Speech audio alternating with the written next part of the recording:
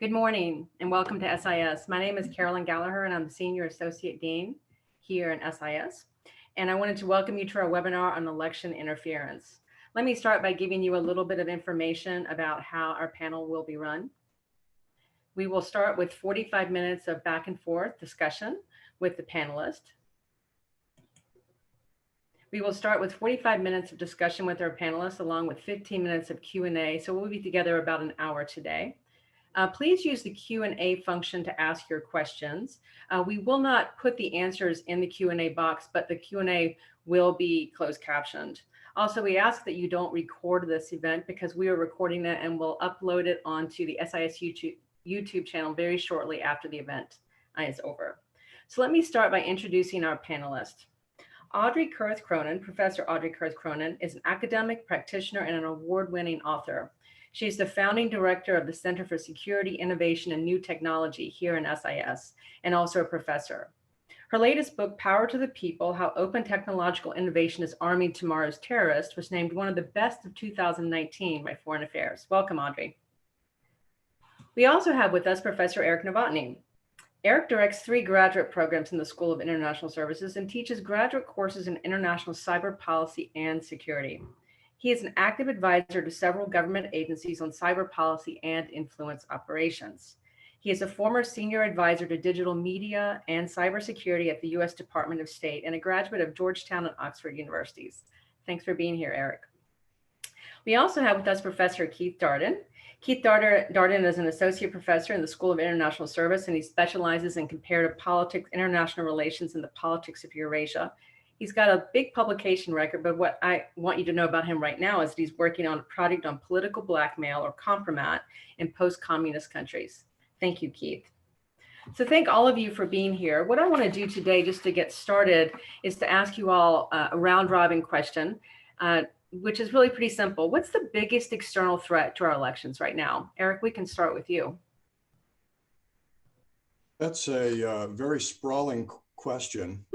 And what I would like to start out with is to say that we have a spectrum of threats.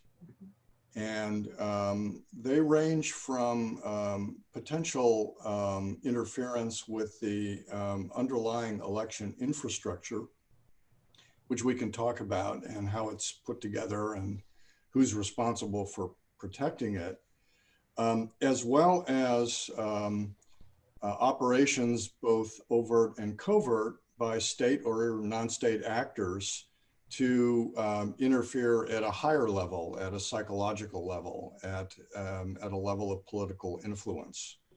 So all of these activities can be enabled by cyberspace in today's world. I have my own ideas about the most salient threat, which I believe I would term perception hacks. Given the success of influence operations in interfering with confidential information and then leaking it at a particular critical moment, or perhaps hacking into one very narrow location or state and using that as a way of sowing a lack of confidence in the rest of the electoral system, to me, are the most salient threats that I would identify. Thanks, Eric. That's a good point. When you look at social media, it's full of it.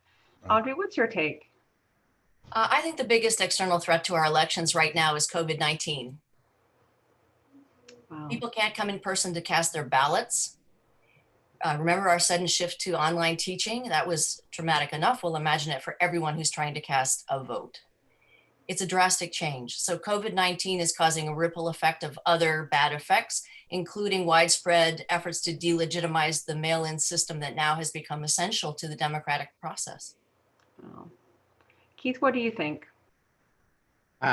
I agree with both Audrey and Eric, but I would say that the biggest threat that is realistic is not, people often think of this in terms of, oh, is it Russia or is it China, as a specific actor being the external threat. And I think we don't know where the threat might come from, But the most significant threat is that there will be a large compromising information drop in these final weeks before the election that is going to shift the way that Americans think about the vote. And that will not come from within, it'll come from abroad. And so I think we have to be very cautious about that. Something like the release of the DNC emails that happened in 2016, those types of information drops can be really, really damaging to the integrity of the election. Mm-hmm. Pretty scary. Well, let me ask you guys now, I want to sort of get you to help me chart out the lay of the land on this issue of interference or influence. Eric, can you tell us, in the American system, whose job is it to protect election security? And I know, we have state elections and even local elections. So how does that play out at the federal level and the state level? Let me try to get a handle on this for everyone, because it is not a very clean-cut set of responsibilities. As you rightly point out, in a presidential election year, there are 51 essentially state jurisdictions that divides into over 3,000 counties, if you will. And they further subdivide nationwide into over 100,000 precincts. So the US has a very, very decentralized election system. I would argue, and we can discuss this, that actually may have advantages in terms of cyber defense. On the other hand, it makes it very difficult for the federal government, who does not have constitutional authority to control elections, because that redounds to the states. Makes it very difficult to coordinate policy. That role falls to the Department of Homeland Security. DHS, under a presidential decision memorandum in the Obama administration, allows DHS to designate a particular industry sector as critical infrastructure.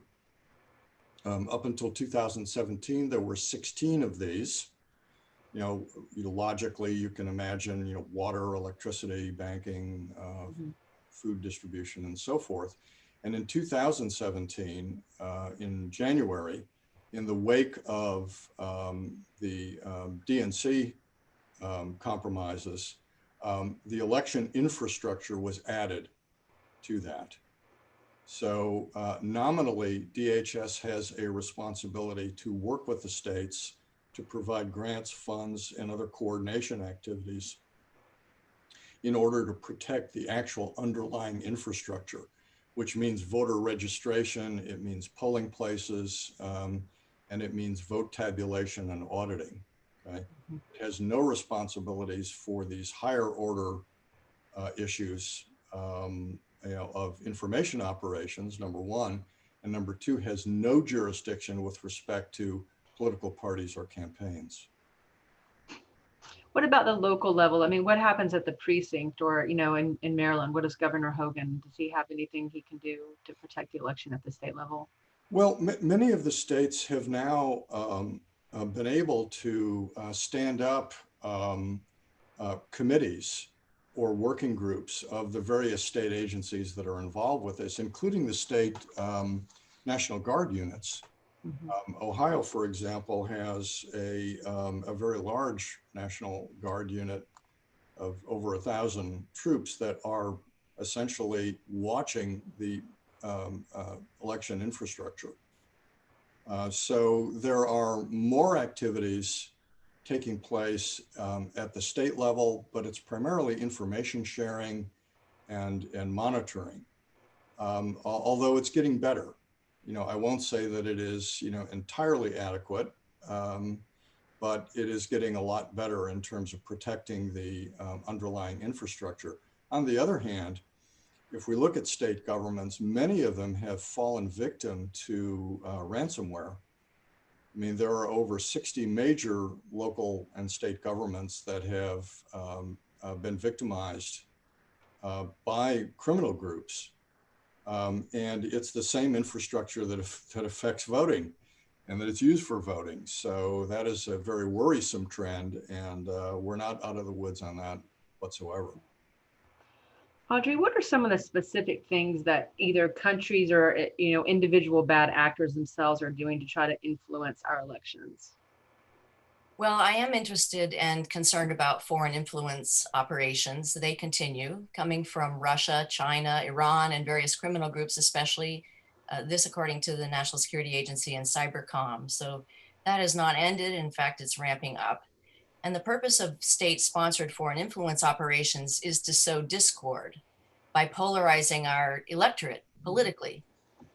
So in that, the Russians have been the most successful.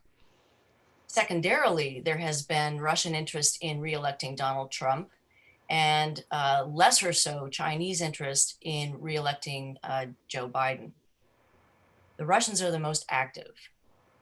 For years, they've used digital disinformation, creating thousands of fake accounts on Twitter, Facebook, and other social media or internet-based platforms, and then providing and planting fake news stories, posting fake YouTube videos, enhancing or accelerating or increasing the profile of news stories that are very polarizing that already exist, and using AI internet enabled bots to try to increase the presence of those effects. But again, remember that influence operations are only able to harm us because Americans are vulnerable to being being naive about specious claims. So in 2016, the Russian GRU used cyber attacks and data that was directly pointed towards sensitive communities. And then they used, of course, the troll farms, the internet research agencies, the famous one in St. Petersburg. But they were highlighting very deeply divisive issues with respect to race, gun rights, religion, anti-immigrant issues, and LGBTQ, for example. Mm-hmm. So they're continuing that activity today. Microsoft recently announced that the GRU has tried to hack the email accounts of both the Trump campaign and the Biden campaign. And Russia has reportedly outsourced to new troll farms in places like Ghana and Nigeria. Wow. I have a small follow-up question, Audrey. If you're just an ordinary consumer of social media, Facebook or Twitter, for example, how do you recognize a bot? What's something that an ordinary person who's not steeped in cybersecurity could say, this looks a little off? Well, it's really not that fancy. If you have a Facebook account and suddenly you have a large number of people that are friending you, and they all have accounts that were created within the last 3 weeks and have no followers, that's kind of a good signal. Those are the kinds of people that I block. Mm-hmm. It's nice to have large numbers of followers on Twitter, for example, but a lot of times those followers are not real. So I regularly go through my Twitter followers and make sure that these are people that I can verify are actually real. That takes time. And most people don't want to have a lower number of followers because that in and of itself is a status symbol. So Right. a certain amount of this is feeding into our narcissism and a little bit of laziness, I'd say. Yeah, thank you. Keith, intelligence reports, as Audrey suggested, say that Russia, China, and Iran are all actively trying to influence our election in some form or fashion. What are their goals and how do they vary? So, I think I would disagree with Audrey that the primary goal is to divide us and undermine the integrity of our elections. I think if countries with the cyber capacity of Russia and China really wanted to undermine elections, they could undermine our elections. They could do some significant damage to the voting architecture. They could do a lot of very disruptive things in the lead up to the election that we don't actually see happening, thankfully, right? We're not at that stage yet. I think mostly, because the United States is such a powerful country and we play such an active role in world affairs, our elections mean a lot for other countries in the world. And so they try to push the scale one way or another in a way that's going to serve their interests. And Trump has certainly served Russian interests in a variety of ways. He's undermined the integrity of our key alliances, particularly NATO, and that's something that the Russians have long sought. And so they would be happy to see a withdrawal of the U.S. from the world, and we have been far less interventionist internationally under this presidency. And I think that they would be perfectly happy not to have a Joe Biden following on a, sort of an Obama administration that they were not as keen about, one that focused on democratization both in Russia and in its immediate neighbors. They would prefer not to have Joe Biden in office. So for the Russians, it's a pretty easy choice, right? You have a president that is leading the withdrawal of the United States from international affairs, and then a challenger who might bring the United States back into a more active role in global institutions and also in its immediate neighborhood. So for them, I think they would just like to see Trump win. The levers that they have at their disposal, though, are limited. I think that's important to keep in mind. The Internet Research Agency and the bot armies, in the cacophony of US elections, these are tiny, tiny droplets, right? In 2016, they scored big because they had something to release that other people did not have, that they had illegally gained through their surveillance operations. Unless something like that appears in this election, right? And maybe that's Trump's tax returns, right? But we have seen information drops from anonymous sources that we have to take it for granted from the New York Times that those are domestic sources, but they might not be, right? Mm-hmm. China, and that sort of brings up the issue of China. China would like to see Trump lose. China had a good relationship with the Obama administration and with Biden specifically, right? Mm-hmm. He's a known quantity for that. And Trump has been very hard on China and on Iran, right? So I think, there are clearly sides in this election, sort of different roles of the United States in the world and different roles that the United States will play with respect to these key countries.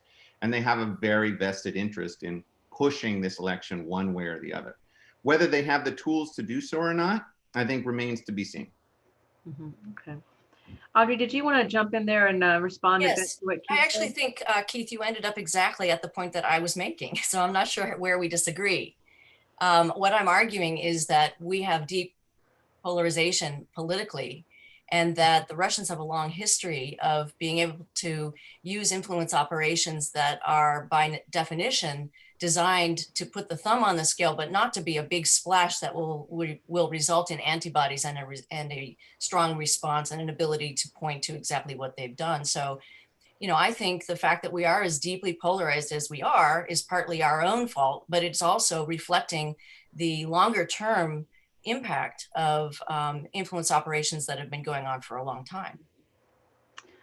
Let's talk a little bit about the American response to the interference or influence operations. Eric, what is the U.S. doing right now to thwart election interference at the federal level? And again, if you want to narrow your answer, in terms of Russia, China, and Iran, or just one of those.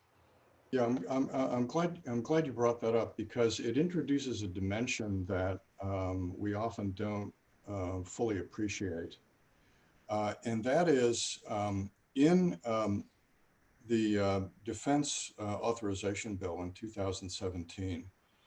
Several changes were made to the way offensive cyber operations are authorized, and it did two significant things. One is that it took the primary responsibility for authorizing offensive cyber operations on the behalf of U.S. Cyber Command from the National Security Council to the Department of Defense, and it put that responsibility into the hands of the Secretary. Number one. Number two is that coupled with that delegation of authority, there was a much wider aperture for simply taking the initiative in offensive cyber operations.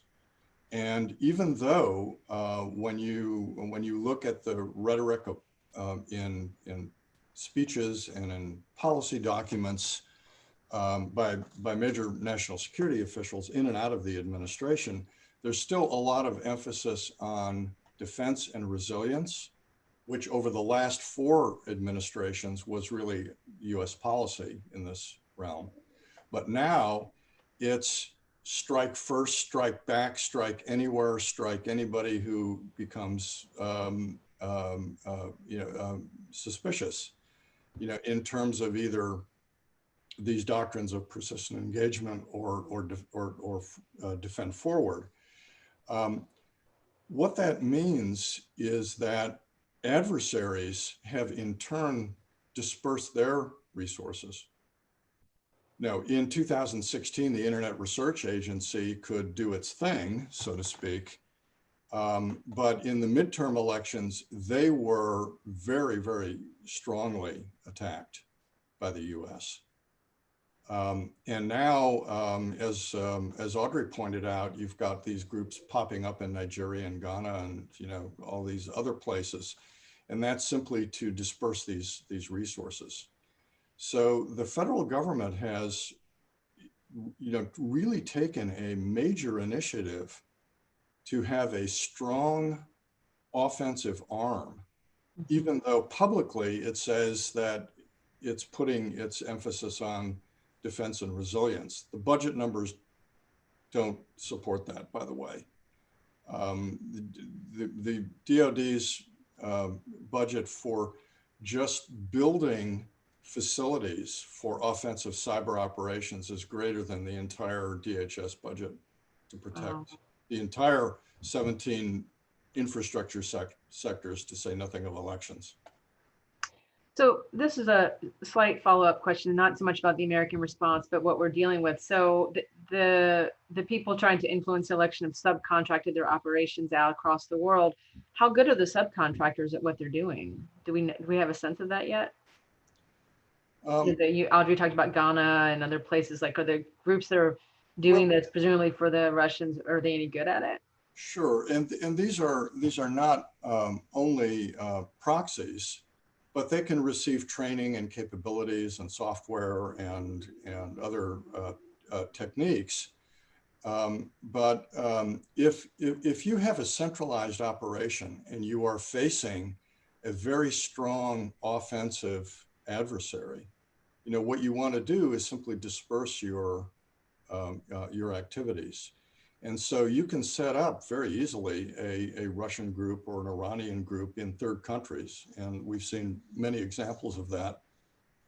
Or actually bring them inside the castle and set up groups or surrogates or proxies inside the United States or whatever jurisdiction you're attacking. Mm-hmm. Thank you, Eric. Audrey, in terms of the elections, who do you think is winning the information war right now? Well, I don't see it as an information war, really, so much as a defensive effort that we need to make in order to protect ourselves against influence operations, and also, those on the one hand, and then a kind of a internal chaos on the other. And we have a tremendous amount of deep polarization that is undermining our ability to move forward in a unified way as a country. So I see it as a little bit broader because of that domestic polarization. And then that is heightened by the pandemic and its economic effects. We're in a crisis of historic proportions. So I think that even if we have very vigorous and very well-funded cyber responses, as Eric has very rightly pointed out, that's a very tiny slice of our broader picture, which also includes a lot of other ways that foreign actors are interfering. For example, foreign money is seeping into our elections because our finance laws are so weak. And that unattributable money is just as threatening to our elections as cyber attacks and disinformation campaigns are. I would even say probably more so, because you can't attribute where messages are coming from. So anyway, I guess the answer is I don't think anyone is winning because we've been unwilling to unite and to face an alarming erosion of belief in the value of expertise and truth. And I would only add that here I would say that we academics play some role in that because we have some indirect responsibility for the fact that expertise for decades, we've talked in sort of postmodernist terms about how everything is relative and nothing is true. And over the decades, that message has taken hold. So why should anyone believe anything? So anyway, moving forward, I strongly believe that we need bipartisan measures that protect our common information space. And this is a very, very big question, but it's something I spent a lot of time working on. And also to improve our financial protections, which have become much weaker than they used to be. And thirdly, to educate the American public about cyber attacks, misinformation, and information operations. And we're doing that at AU. How do you protect common information space? What does that look like? Well, it means things like, as I'm going to talk about in a few minutes, narrowing Section 230 of the legislation that gives the platforms like Facebook and Twitter and a very limited amount of responsibility for what people post, what other people post on their platforms. So I would say narrowing their freedom to simply act as a pass-through for information would be a very important step in the right direction. Yeah, QAnon has been very active, and even though Twitter and Facebook have taken many of their groups down, there's still plenty of them there. Yeah, thank you. Keith, you had talked, I think you've already answered part of the question I was going to ask you, which is why does Russia want Trump rather than Biden? So what I think I'll ask you instead is related to this question, which is, the intelligence reports say this, and they've been given to the president and his team, that the Russians are actively working on his behalf, not in a formal way, but that they support his election. How do you think the Trump administration has responded to this? And, have they done the right things, or the things they should be doing that they haven't done? Yeah, I mean, it's not entire. The U.S. response hasn't been entirely inside the Trump administration. It should be pointed out, as Audrey mentioned. Microsoft. There's a private sector response Very much so. that has been very active, actually. Facebook, Twitter, as well as the big software companies have done quite a bit, actually, both on the prevention of hacking side and getting access to compromising information, and on limiting the role of bots and false purveyors of information. So the U.S. government has done very little in some respects, but fortunately we live in a society where the private sector plays a very important role, and there's been good leadership in many ways in the private sector to try to counteract some of this. What the U.S. government has done is sanction some key people who we have argued are agents of Russian influence. In particular, is a Ukrainian parliamentarian, Andriy Derkach, who was releasing what was actually not very compromising information about Joe Biden. Mostly phone calls between Joe Biden and Ukrainian President Petro Poroshenko, where Joe Biden is basically advocating for U.S. interests and trying to restrain the Ukrainian president from engaging in reckless activity. So it's not even, in a U.S. context, almost no one has heard of Andriy Derkach. Almost no one has heard of the recordings that he produced, but we're vigilant, right? And identifying him and putting him on a sanctions list to say, okay, you cannot engage in, releasing this type of information into US politics because it was illegally obtained. And you are an agent of Russian influence. Whether he's an agent of Russian influence or not, that's not the sort of stuff that we want getting into our electoral process.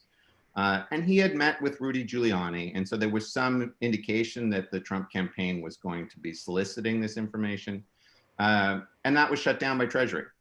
Right. And so, and I think the fact that so few people even know about it suggests that that was a very successful response. Yeah. I remember seeing when Giuliani was in, I think, Ukraine, he was meeting with this person, and wasn't he like filming it or something, putting it on Facebook? I could be thinking about another Ukrainian parliament member. I'm not sure. I wanted to do a quick follow-up question, Keith. You said that the private sector is doing a really good job for us.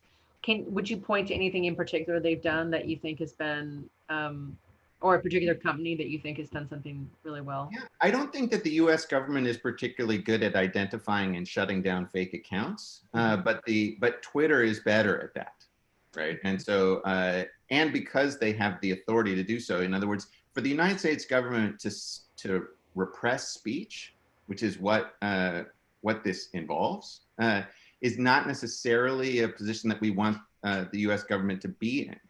It's much better for Twitter to say, we're a corporation, you are using our services, we do not feel that you are using our services properly, that you are not meeting the requirements that we have for the use of this private service.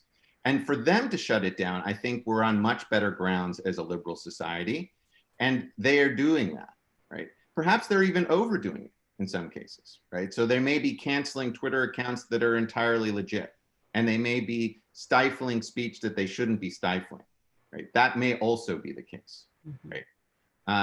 But they are quite active, and I think they are better positioned than the U.S. government to be tackling some of these issues. Would you say the same about Facebook? How would you grade their performance in this regard? You know, I kind of, you're speaking to someone who is sort of liberally minded in the sense of classic liberalism, that I think we have to be really careful when we're repressing speech. And that we might decide that information is false, but lots of false things are out there, right? Are we going to decide that Christianity is false because there's no evidence for, you know, the doctrine, and we're going to prevent people from spreading Christian doctrine over Facebook? U.S. government has historically not played that role, right? And wisely so. We should not be in the position, faculty maybe should be in the position, and companies should be in the position of determining what should be stated as true. Right? I think that Audrey is absolutely right, that is our role. It is not the U.S. government's role. Right.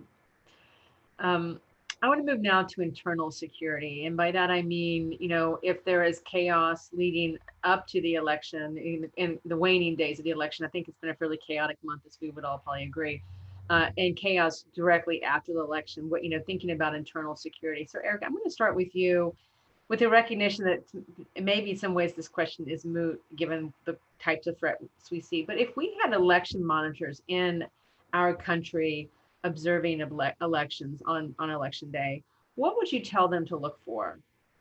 That would be, you know, something that we would say in another country, there's evidence here that something's afoul of the rules.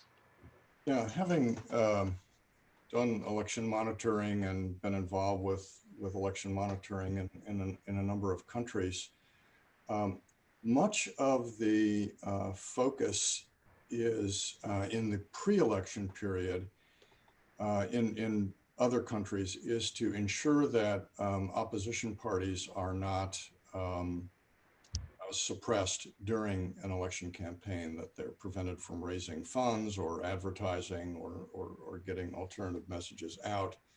And then as an election approaches, the emphasis, because most countries still do election day type balloting, you know, is to ensure that there is not voter suppression, you know, that people are not intimidated from coming to the polls, number one. And number two, when they cast ballots, that that they are counted in a way that will be fair.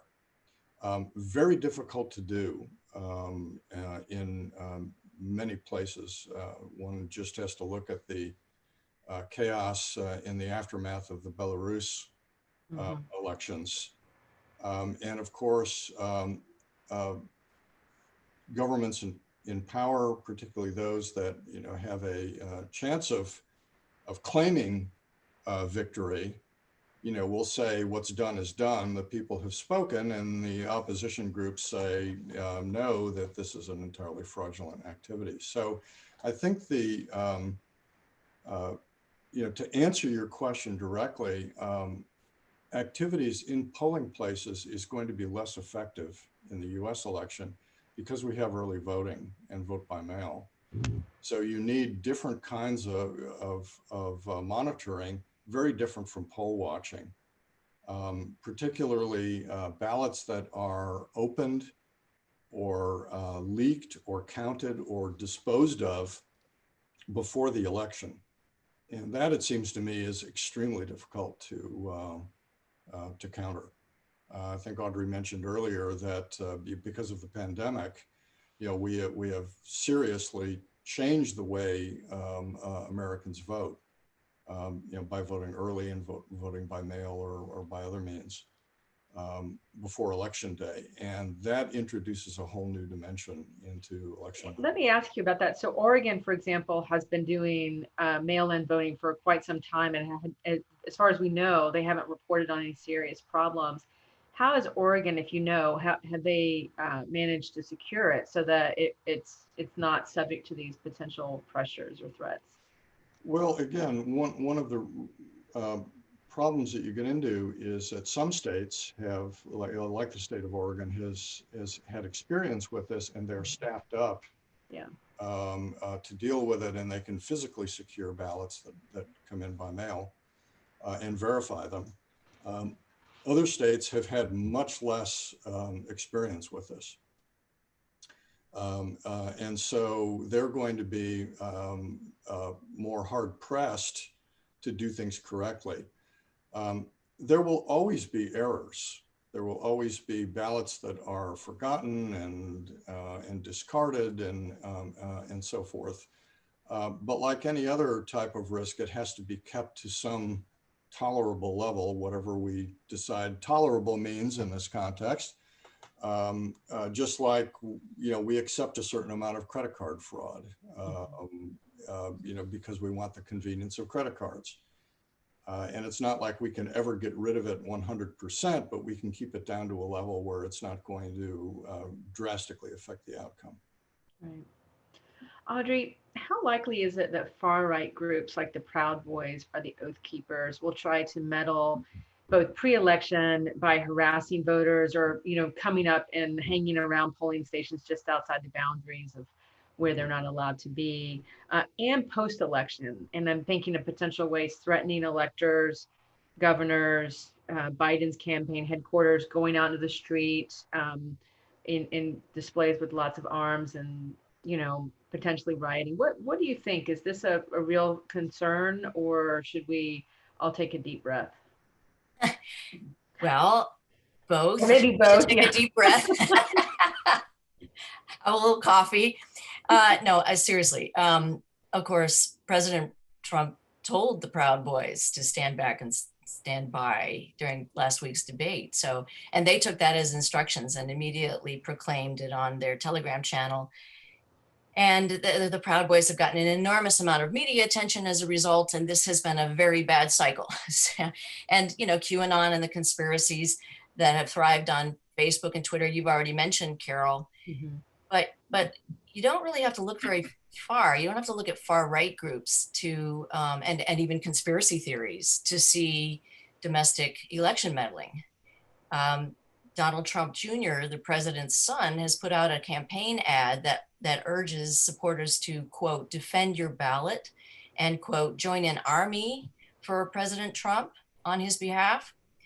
He said, I quote, "We need every able-bodied man and woman to join Army for Trump's election security operation. We need you to help us watch them. Army for Trump." So, he's claimed that the radical left is, quote, laying the groundwork to steal the election from his father. The Oath Keepers are essentially a private army. The thing is that if you have leaders who are actually promoting the use of military responses by what are essentially vigilante groups, this is a kind of election meddling that is much bigger than sort of the kind of very serious problems that we have to think about with respect to hacking electoral machines and that sort of thing. President Trump has suggested at rallies and in televised interviews that he'll call out the military or law enforcement to monitor polls and polling stations. And the Trump campaign is suing to block the use of ballot drop boxes, claiming that they're insecure and seeking to invalidate mail-in ballots in places like Pennsylvania if those mail-in ballots don't arrive in a sleeve, for example, if someone makes a mistake. That's a kind of voter intimidation.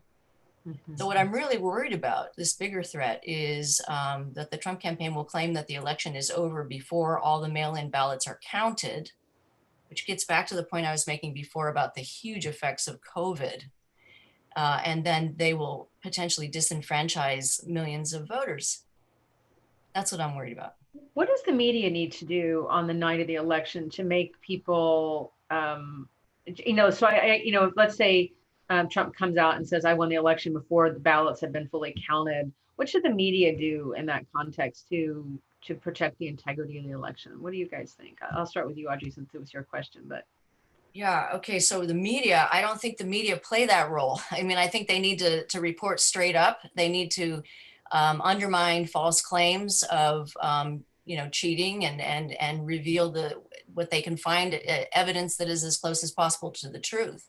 Mm-hmm. But this actually becomes a question of the federal government and the degree to which the various branches of our government, probably ultimately the Supreme Court, also get involved. So it will be a much bigger question by that point. Yeah. Keith, you've done work in the Ukraine and other places in post-communist in the post-communist world. In these places, what has Russia done to make it difficult for domestic election officials to run free and fair elections? Yeah, I'll answer that question, but I just want to agree with something. Yeah, feel free to jump in on that question. Yeah, that part of what you get from studying places like Ukraine or Belarus or the Balkans is a very keen sensitivity when the principles of democratic elections are being violated. Mm-hmm. And one of the key ways in which the election gets violated is when the incumbent refuses to step down after they lose and they call on their militias to come to their aid, right? And so I think this last week was a very alarming week. And that's not because of Russia, it's because of us. Right. Mm-hmm. And I think that we need to be very careful that all of our votes get counted and that, there has to be a constant theme of count the vote. That's what democracies do. They count their votes, right? And states decided to take mail-in ballots. It's not the federal government's right to take that away from them. States run their elections in this country, right? And, I voted by mail, right? It's on its way to Maryland right now, right? And, I can track my vote. I can, the Maryland has set up a system where you can track your vote to make sure it is counted and, put into the system.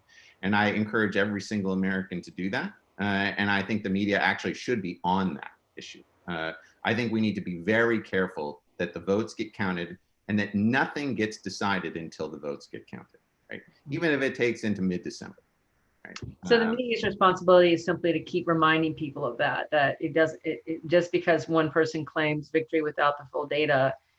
Absolutely. And I think there's been a dangerous tendency, which you also see in countries like Ukraine and Belarus and in the Balkans, to substitute protest for electoral participation. And so even if you get 1 million people out on the streets, right, that's still a very small portion of the electorate. So, on either side, Trump Jr.'s army or, the sort of the armies of the left, right? This is not and should not be decided on the streets of any city, right? This should be decided in the formal institutionalized processes of vote counting, right? That this country is distinct for, right? That we have been doing this for a long time, right? If we deviate from that principle, we're really on the road to trouble, right? And that is absolutely the lesson of Central Europe, of the Balkans, right?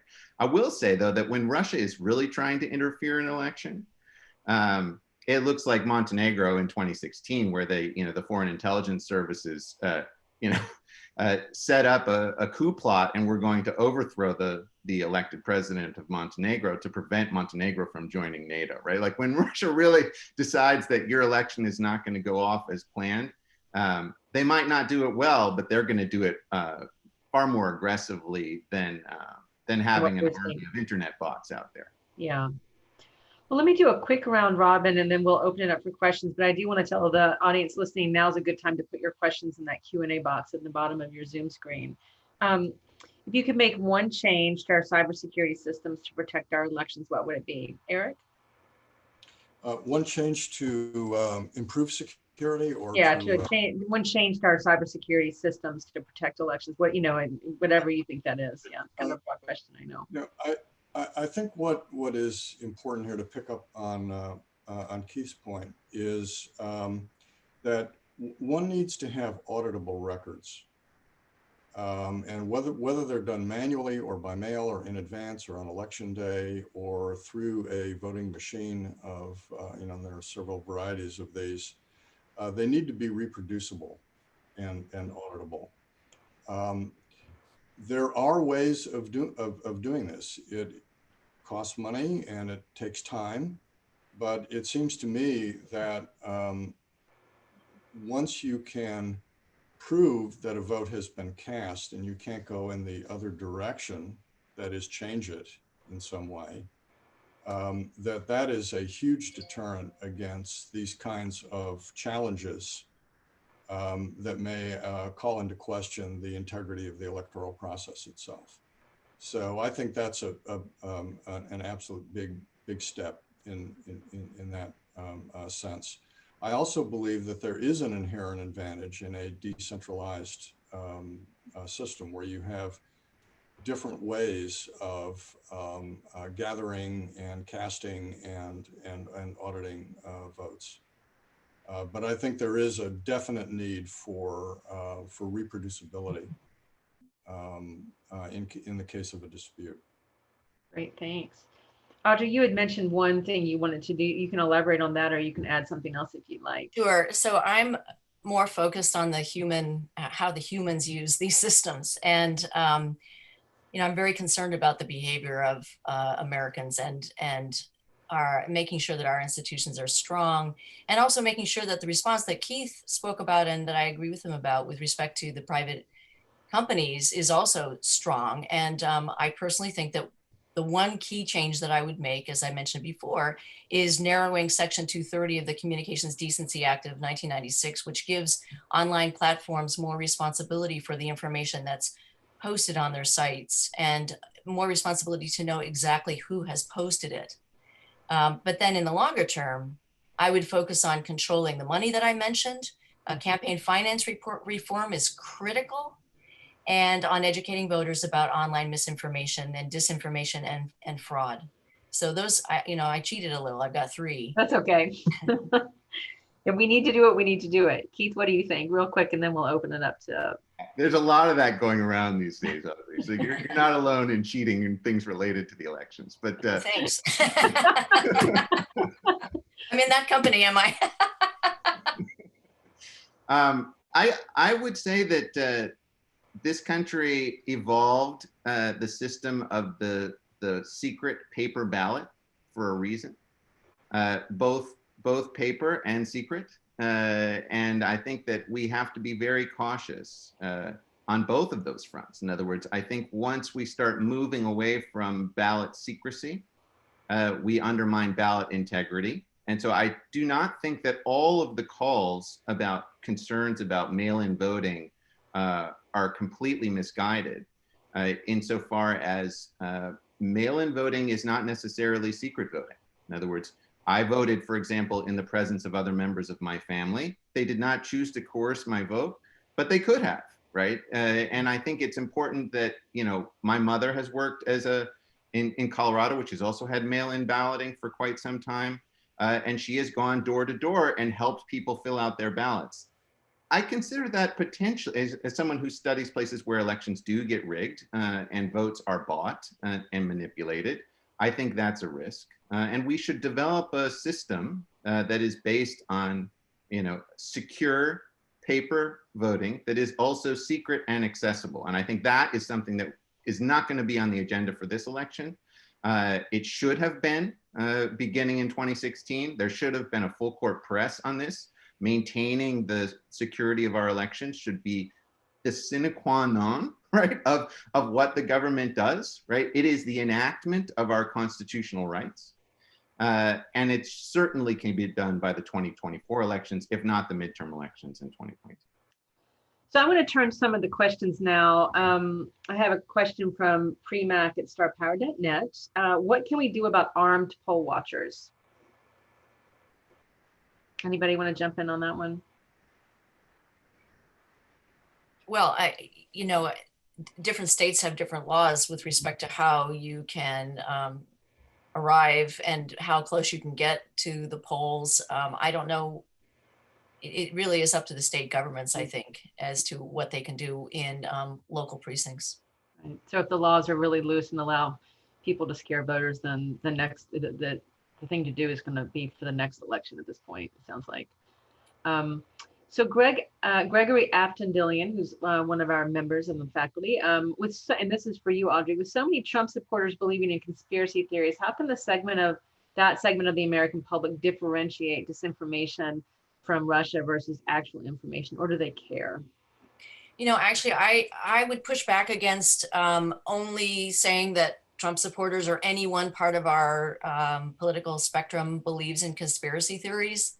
I think there are a lot of people throughout all parts of that spectrum who are eager to believe conspiracy theories. So I would be just as worried about conspiracy theories that are false, that are believed by, you know, members of left-wing organizations. So I think this gets back to a very sensitive question that I think all of my panel members are probably aware of. And that is, to what extent, by talking about our concerns about the election, are we actually contributing to delegitimizing the election by increasing people's fears of it? I think this gets back to, you know, really wanting to make sure that we have basic principles in mind and that we have a secure election system. And right now we're so deeply polarized domestically that, again, this is one of the things I'm really worried about. Right. This is from Josh Robner, also in our faculty. Is it the proper role of the military and the intelligence community to safeguard elections? Eric, do you want to take this one? And then Keith and Audrey, you can jump in. Sure, it's an excellent question. What I would say on that is that there is a responsibility, it seems to me, to protect certain levels of our national infrastructure. Let's just take a scenario, the night before election day proper, or at some crucial moment, there is some type of massive assault on the DNS system that essentially disables the internet. There it would seem to me that only a state actor could effect such a wide-scale attack, and it would be part of Cyber Command's responsibility to view that as an attack on the general infrastructure in the United States. Beyond that, on the other hand, there may be value that certain intelligence agencies can bring to bear, but at root, it's a law enforcement problem in the United States in terms of election fraud. And so I don't see the military's responsibility going much beyond just that general infrastructure protection. There has been a blending, if you will, in certain parts of the cyber infrastructure or cyber operations on the part of DoD that is looking more to information operations as part of this spectrum. I think that's a very dangerous thing. I agree with Keith that that is not something we probably want the federal government taking a lead role on. But I also think the private sector in that sense has to step up and fill some of those gaps, like the Microsoft Defending Democracy program, which I think is a very, very good start in that respect. Keith or Audrey, did you want to add anything to that? I mean, I would say that deterrence is important with dealing with the powerful cyber capabilities of other states. And so to some extent, having offensive cyber capability is a good way to keep foreign involvement out of our elections by some of these more significant actors. And so, as Audrey mentioned, the Internet Region, or I think maybe it was Eric, both of you mentioned that the Internet Research Agency was shut down in the midterm elections. And that's an offensive cyber capability. And we should be able to threaten countries that if we can, sort of ascertain specifically where threats are coming from, that there is going to be significant harm to their infrastructure if they interfere in any way in our elections. That's a very different thing than sort of policing the information space. I do not think the US government should be involved, and certainly not the military should be in any way, shape, or involved in policing the information space. But in terms of infrastructure, sometimes you need to be able to counterattack. And that foreign operations of that nature should be left to the U.S. military and intelligence capabilities. Shouldn't necessarily rely on the freelancing of our firms to engage in that kind of activity. Even big firms like FedEx that have good cyber capability, they usually don't want to be acting on their own because it's not legal. Yeah, can I just add one sentence, which is that I think we've been expanding the role of the military in our life in ways that have actually gone beyond what I find comfortable. And even though I agree with Keith, when it comes to foreign operations, I think we should be increasing the role of DHS and relying more on the FBI. So we have a question from an anonymous attendee. When the Democratic primary went awry earlier this year in Iowa, we had a few different candidates declare victory. You touched on this just a few moments ago, that the election isn't over until every vote is counted. How could we convince the American people that the results are accurate? And I'm assuming that means, if in a delayed reporting system where the election results aren't reported the night of. Anybody want to take that one? Keith?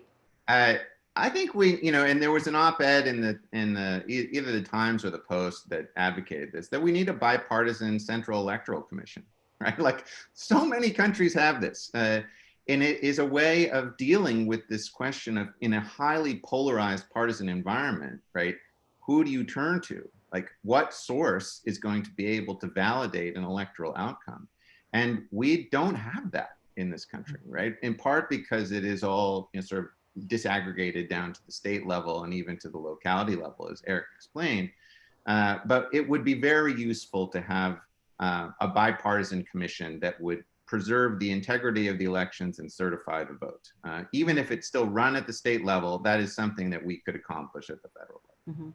Eric, you raised your hand really quickly. Yeah, just to follow up on that, this problem becomes much worse when elections are narrowly contested, because a few votes in either direction can swing a state's entire electoral votes, right?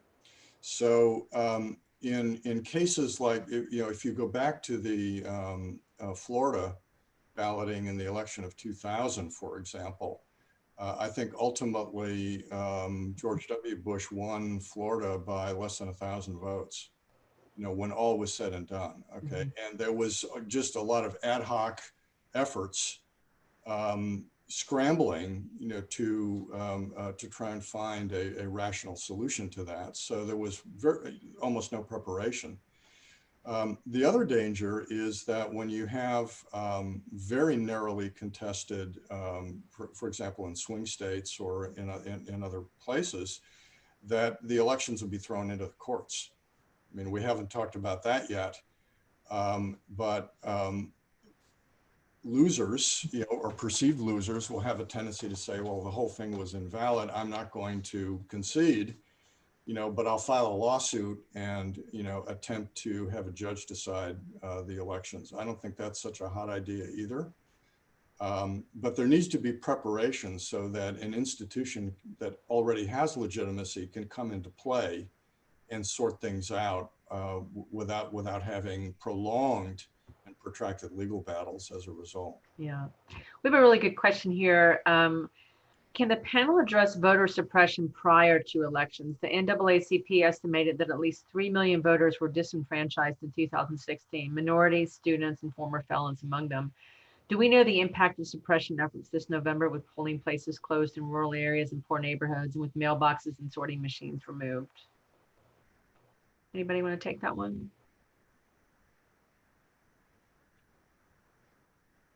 Yeah, Keith? go ahead, Keith. Go ahead, Keith.